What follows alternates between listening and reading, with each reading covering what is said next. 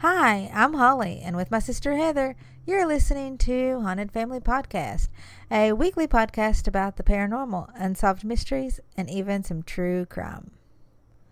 And I said weekly, even though we've taken like the entire month of July off. Yeah, we took your birthday off. We did. And I thought it was really funny because like the last episode, we were having technical difficulties. So like it really ended abruptly with, I'm sorry, we're having technical difficulties. And then we just ghost everybody for a month. And we're having technical difficulties tonight also. Yeah. We are going to get through this though, because this is not going to be a long episode. Yeah. I think we should start with a warning for this episode. In this episode, we discuss suicide.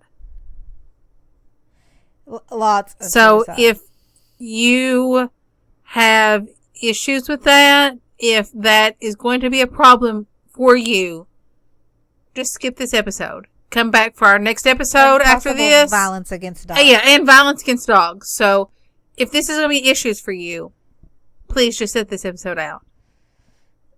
But I'm going to say that I am a crazy animal lover, and there's no details on the dog thing, and it may or may not be true. So, you know, if that's what's holding you back, it's not a big focus point of this episode. Yeah.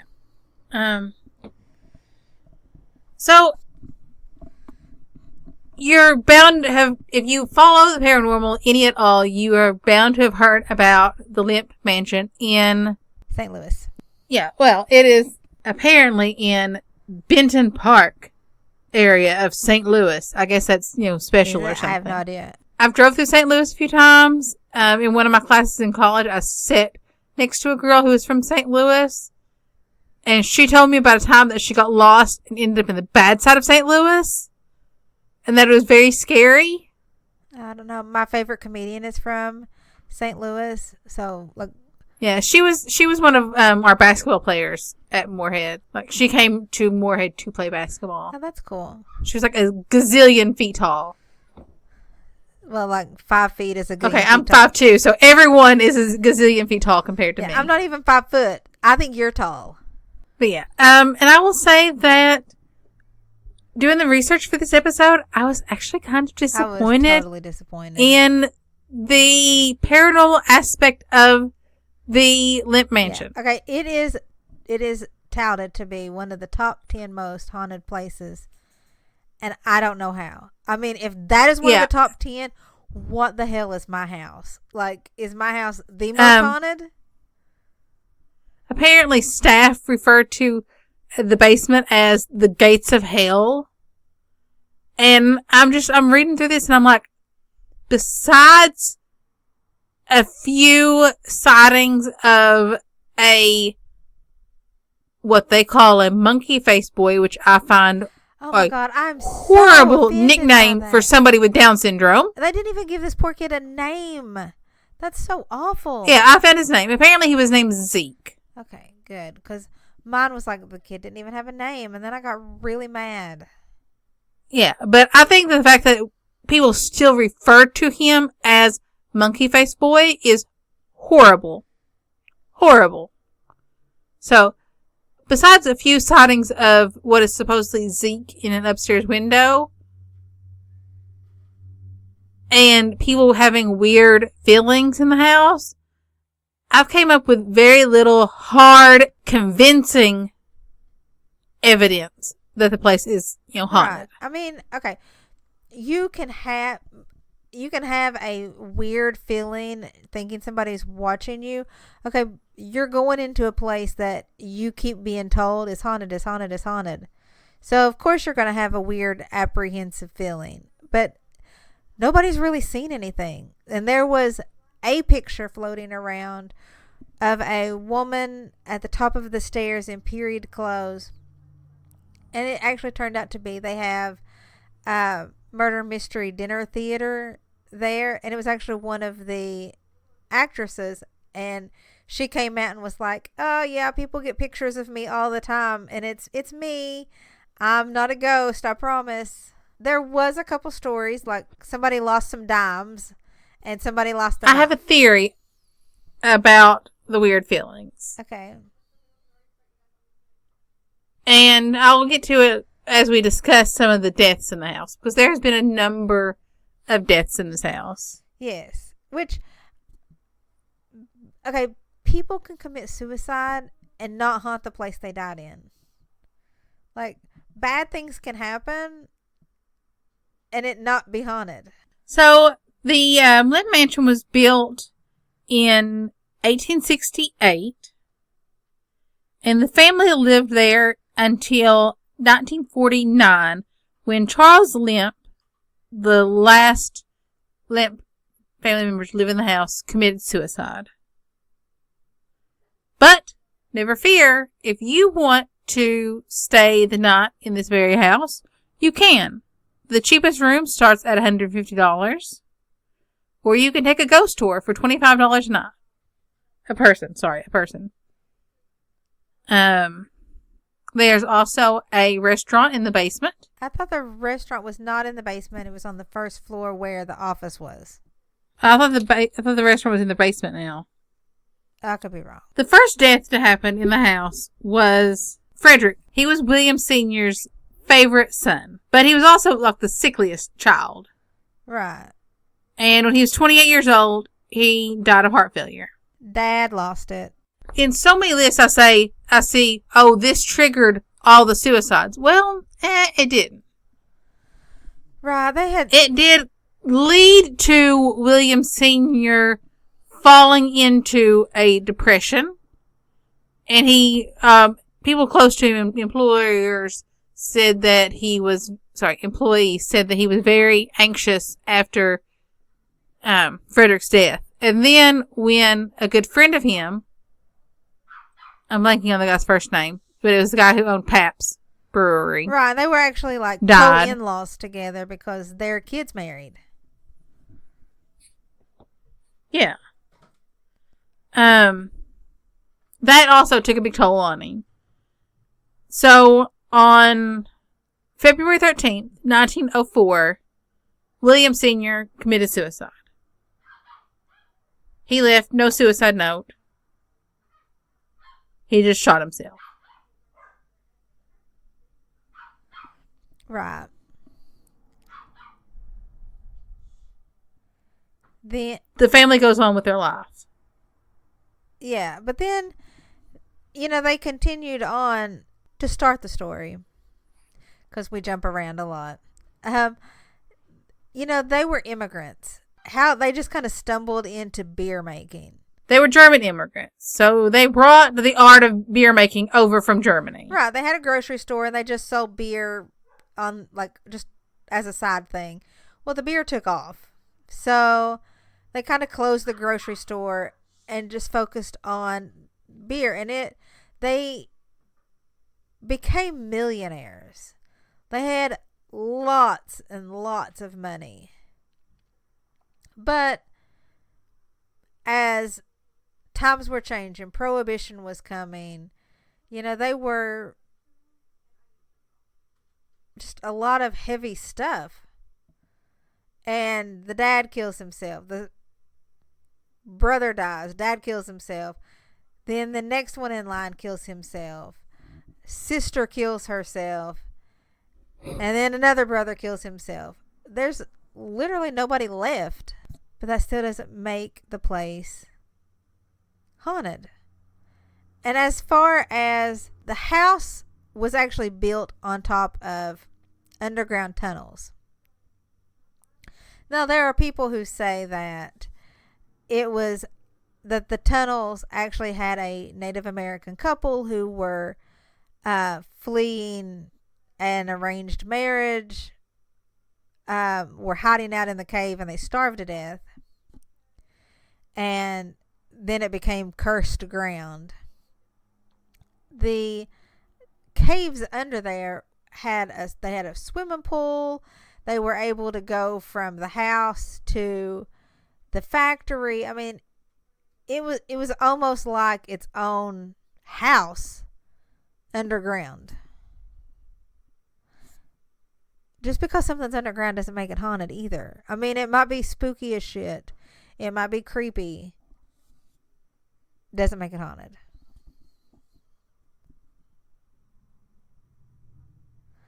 And I think that it's funny that they're like, oh, it's the gateway to hell. Nobody's ever seen anything down there. A creepy feeling does not make it haunted. I know that some geological formations and geological conditions can affect your mood and behavior. We know this. Right. I think that maybe, I don't know if they've ever done this, maybe they should have actual scientists go in, not ghost hunters. Actual scientists go in with equipment and test and see if the conditions are right in this house and in the basement area to produce these conditions that we know can affect people physically. You know, something else. And that could be what is making people feel weird things in the house, and that might have contributed to the multiple suicides in the house. Well, you know. Or it could be just that the family had a lot of mental health issues. We understand that. We come from a family that has mental health issues. And I don't think anybody in our family has committed suicide, but probably really close to it. Probably close to it. But, yeah, you know, I think that this house is probably more, there's something physical going on that is contributing more to it than something paranormal. Right. You know, and I was just thinking about this, that, you know, this house was built so long ago that there wasn't, what do you call it? Like air, there wasn't like circulation and that, all that. So like there's a pool in the basement in the tunnels. Well, is there a, like, how are they keeping mold from growing in the walls up in the house?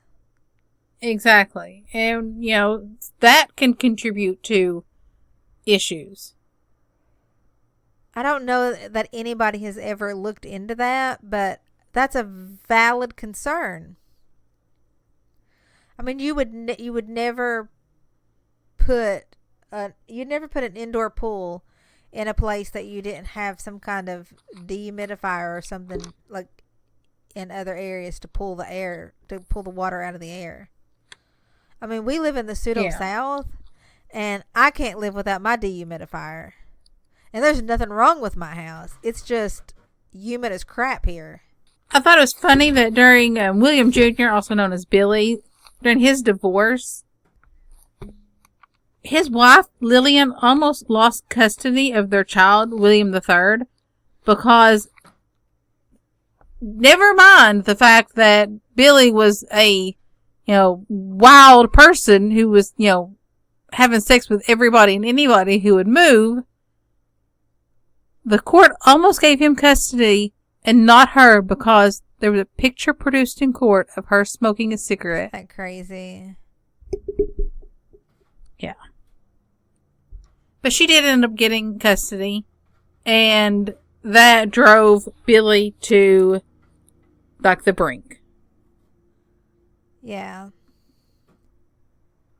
And then Prohibition hit, and he lost everything. Except the house.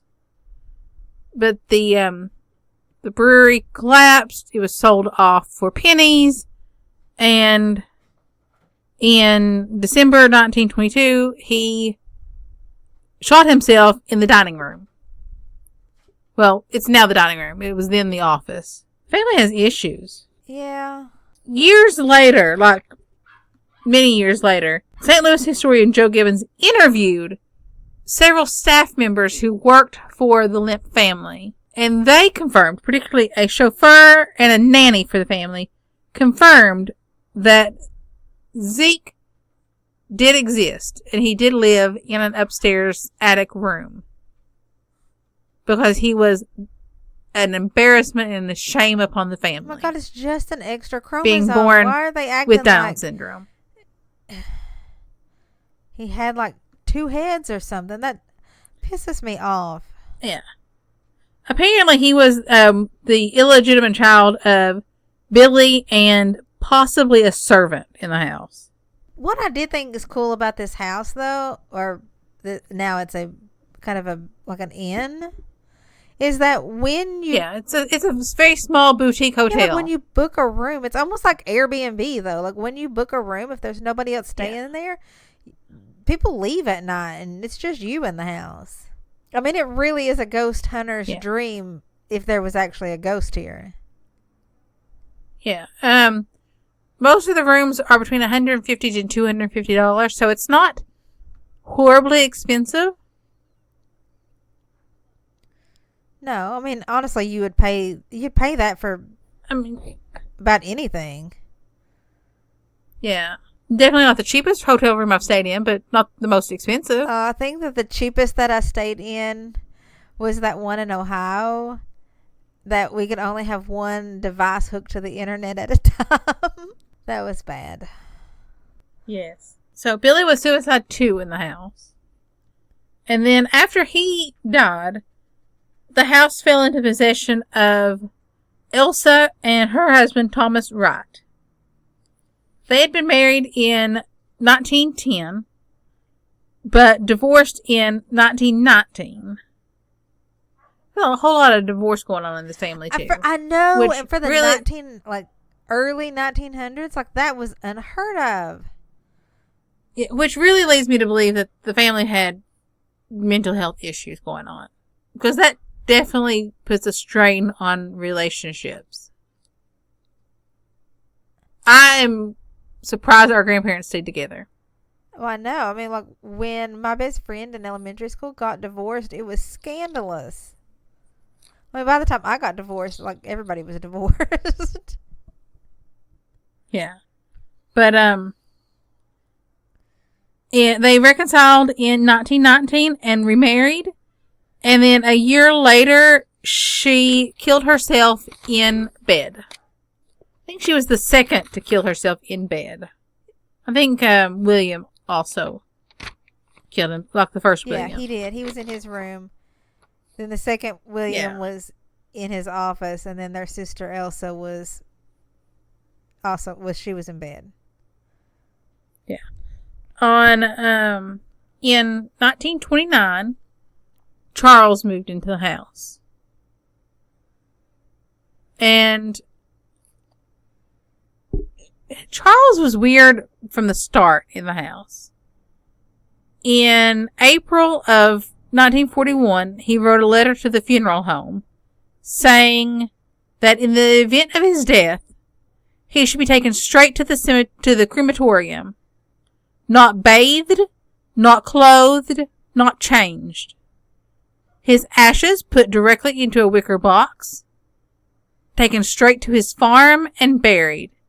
No funeral, no notice in the paper. Dang.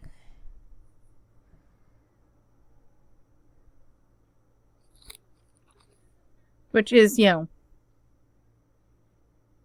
weird to already be thinking about your death. Well, I mean, kind of, but I mean, the girls know what to do, like in the case of something happening to me, and I don't plan on dying anytime soon. And then on May 9th, 1949, he wrote a note. The note said, St. Louis, Missouri, May 9th, 1949. In case I'm found dead, blame it on no one but me. Charles A. Lemp. On May 10th, 1949, he went to the basement and shot his dog, a Doberman Pinscher. Okay, this is where the story... one of my favorite breeds. Some people say that no, he didn't shoot the dog and that the dog actually went to live with a family friend. I would love to think that the dog just went to live with friends. Well, that's the story I'm going with, because if I ever kill myself, which I don't ever plan on doing, but if it ever happens, like, I would want somebody to take all of my animals.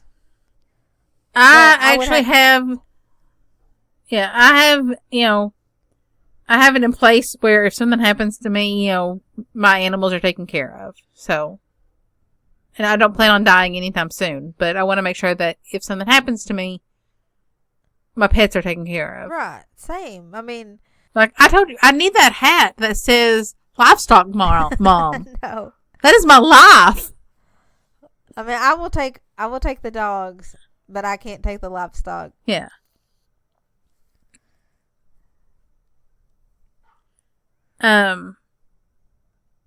He is the only member of the family to have left a suicide note. I mean, I wonder why. I wonder why nobody else did. Actually, I think I said that his middle name was Andrew and his middle name is Adam. I don't know why I said that. That's okay. Do you remember that one episode we did where you said the last name of the family wrong through the whole episode? I did. You listeners don't know that because I had to edit it out of an entire episode. Yes, I did. I don't even remember which episode it was, but I mispronounced this family's name through the entire episode. I mean, look, we're just getting our groove back. He was not buried on his. I don't think he was actually buried on his farm, though. From what I'm reading on the wonderful. Oh, well, no. He has a plot at Hillcrest Abbey Crematorium and Mausoleum in St. Louis, Missouri.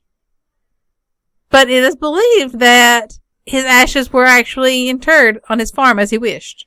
Cool. And I've read, but of course all unconfirmed, that he killed himself shortly after Zeke passed away. That he was the last caregiver for Zeke.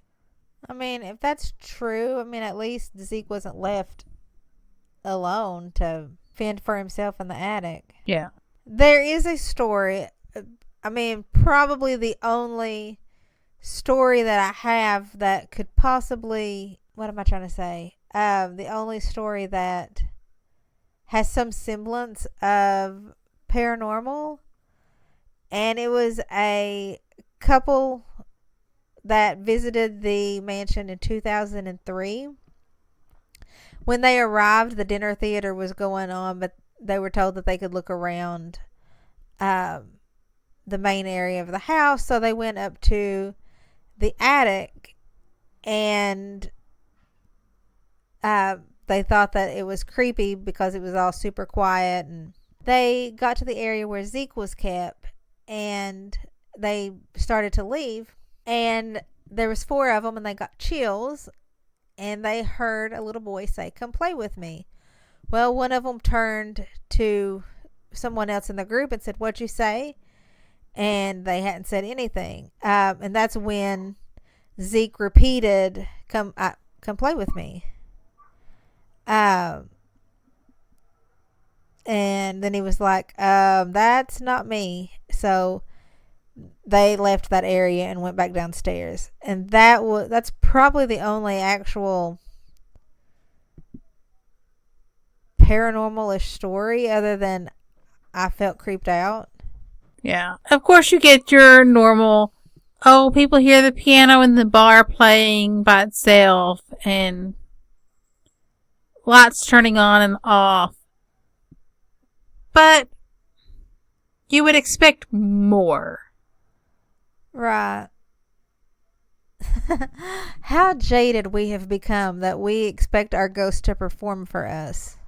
I think, honestly, part of it is when you've lived in a haunted house, or when you've experienced a haunted house like the house I just recently gave tours of, Strange Feelings just doesn't do it for you anymore. So, the house may be haunted. Possibly. I don't feel that the Lemp Mansion is one of the most haunted places in the United States. I don't feel that it is one of the most haunted places in Missouri. No. I think that if it is haunted, it's just mildly, annoyingly haunted. I think we've gone to this point that we automatically assume that because people have died in a place that it has to be haunted. I know, that's what I'm saying. It's just because somebody's died there doesn't make it haunted. Otherwise, nearly every place will be haunted. Interesting fact about the Lemp Mansion, though. It was the named the first freestanding shower in all of St. Louis. Fancy. I know.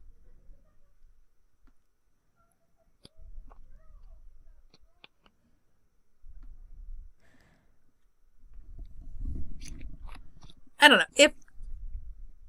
If I ever make it back out to St. Louis and actually spend time in St. Louis, I might go on one of the tours just because I'm a sucker for architecture, especially, old Victorian houses. Same.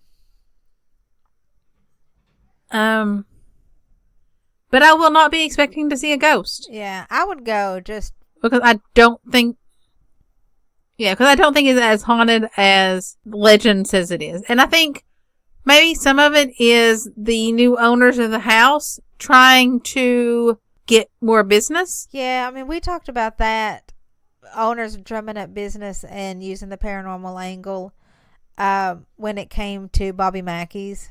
And it's kind of this, I feel the same way about this place. I actually, while giving tours of the Stafford House, somebody mentioned Bobby Mackey's and how I'm blanking on the girl's name. Pearl Bryant. How her head was thrown in the well there, and I'm like, dude, not even logical. Not even logical. And I tried to explain, where she was killed in relation to Bobby Mackey's and how it's just, you can't believe everything that ghost adventures and paranormal shows on TV tell you. Unless it's Luann's. Yeah. But I don't know if I actually made my point to them. I don't know. But for you listening who are like, okay, this is another Holly and Heather tangent, let me just tell you that if you know the story of Pearl Bryant and you know the story of Bobby Mackey and you think that they're anywhere near each other, I'm going to tell you that I used to drive that road that Bobby Mackey's is on probably 4 times a week. And it's 2 hours from my house. But I was working up there, and so I was driving it all the time. And I was listening This is actually the reason why we started a podcast. Yeah, it was, because I was on the road that trip. all the time. And I was listening to Phoebe Judge talk about Pearl Bryant and how it happened in northern Kentucky. And she explained where it was, and I just took a little detour. It's not even on the same road, people. It's probably about a 15-minute drive, 20 if the traffic is bad. It's not near each other at all. You can't walk there. You could probably take a horse-drawn carriage at the time or whatever, but it's not near each other. It would not have been convenient. It's just a person died and they're connecting it to this other place, and there's no connection at all. But yeah, actually, then later in my having to work that area, I actually had to go to the location where Pearl Bryant's body was found for part of my job. That was a little creepy. Not haunted. It was just kind of creepy because, I knew that there was a dead body there laying at one time. Now it's a YMCA. Not a haunted one, just a YMCA. But just because somebody died someplace doesn't mean it's haunted. And just because a house has a series of very tragic deaths, in this case, suicides, doesn't mean it's haunted. Right. I think if anything haunts the house, is probably Zeke. Because the poor guy didn't have a chance to live outside of those walls. Yes. But, yeah, I don't know. The whole story kind of disappointed me. Same. I almost wanted to ask you if we could, just do something else, but I wanted to power through it. I wonder where Zeke is buried. I don't know, but I feel like if we're ever that way, I want to take him flowers. Yes. Well, most of the Lemp family is buried at the Bellefontaine Cemetery in St. Louis. But if he's illegitimate, he might not be buried there. True. Or he might be buried on the farm with Charles. True. So maybe we found the farm. Well, do you want to go into a stupid criminal? Sure. Okay, so, I mean, we've all had bad breakups, right? I'm the queen of bad breakups. Ashley Beth Rowland, 23.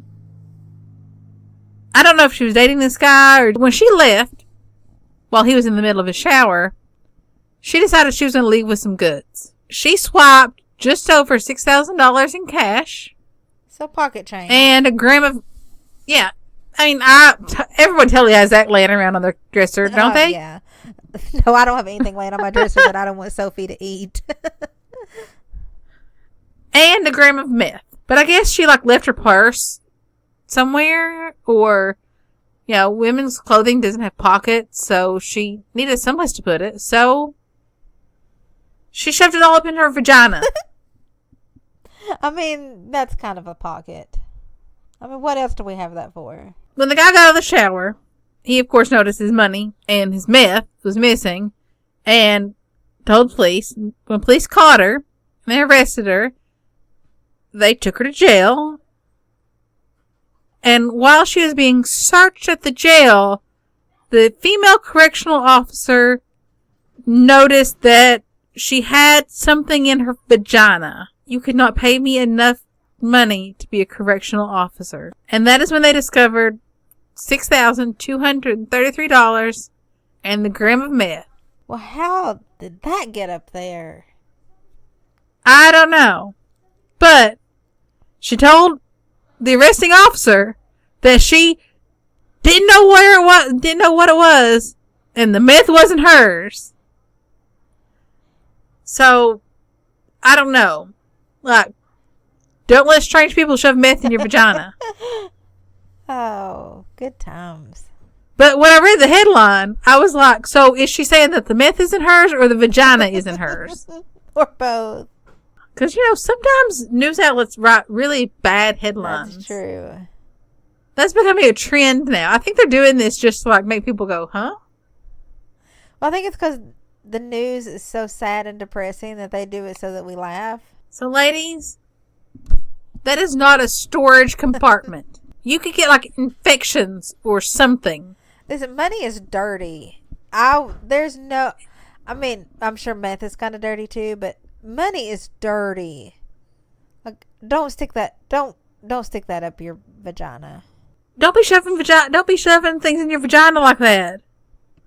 Especially not meth. Or money. You don't know where that's been. Listen, I'm telling you, money is filthy. You don't know. Somebody could have used the bathroom, not washed their hands, touched the money, and then there you go. Or had the flu and touched the money. You got fecal matter flu money in your vagina. Yeah, just money is gross. I mean, I never have cash. I always use my card because money is disgusting. So we'll be back hopefully next week with another episode that I think it's up to Holly to pick next week's. Yay. Check out my Etsy shop, Cat Hair Glitter and Olivia Beth Boutique. But I am migrating away from Etsy and I have a standalone shop now, cathairandglitter.com.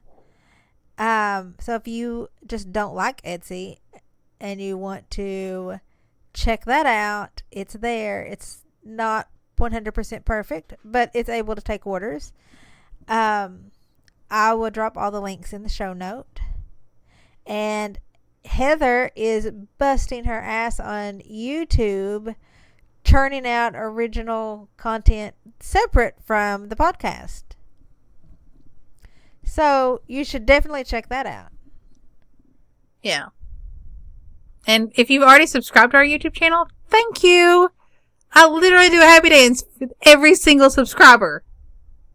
True story. And my happy dance is really sad and pathetic and people laugh at me. It's like but it's Carlton funny. On Fresh Prince of Bel-Air. It really is. Maybe when I hit a big milestone, I will film a video for our Instagram of me doing my happy dance. That'd be great. You guys want to see that. I want to give a shout out to Texas and Wisconsin being tied for first on our most downloads. So, yay, guys. And also, if you are in Texas and you are near Muleshoe, you should stop at the post office and tell their postmaster that Holly said hi, just to freak him out, because I would die laughing. Then you have to report back to me and tell me what his face looked like when you said that. I feel like we need to take a road trip to Wisconsin to celebrate Wisconsin. We should. Because we've already been to Texas. I know, because you know what Wisconsin has? Cheese? They have cheese and football. I mean, they have Green Bay. I'm lactose intolerant, but you love cheese. I do. So I also love football, so it is a win-win. Well, thank you for listening, and we think every one of you rock. Yeah, even if you're not from Texas or Wisconsin, we still appreciate you. So thanks for listening. Bye. Bye.